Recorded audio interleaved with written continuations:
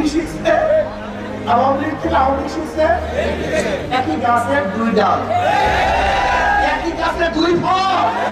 BNP ও আওয়ামী লীগ দুই দলই একই সূত্রে গাঁথা, একে অপরের প্রতিরূপ, এমন মন্তব্য করেন ইসলামী আন্দোলনের বাংলাদেশের সিনিয়র নায়েবে আমির সৈয়দ মোহাম্মদ ফয়জুল করিম। বলেছেন, দুই দলই একই গাছের ডাল, আবার একই মুদ্রার এপিঠ ওপিঠ।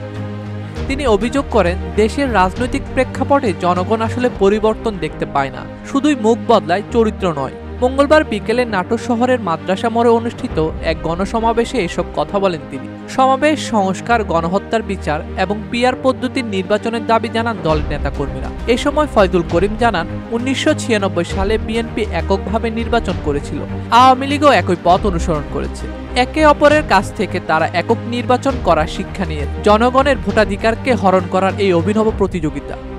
তিনি অভিযোগ করেন, নির্বাচন কমিশনের প্রতি মানুষের কোনো আস্থা নেই, এই কমিশন সরকারের অজ্ঞাবহ, ফলে সুষ্ঠু নির্বাচনে আশা করা বৃথাও বলে মন্তব্য করেন ইসলামী আন্দোলনের বাংলাদেশের এই নেতা। ডেস্ক রিপোর্ট, দৈনিক দেশকাল।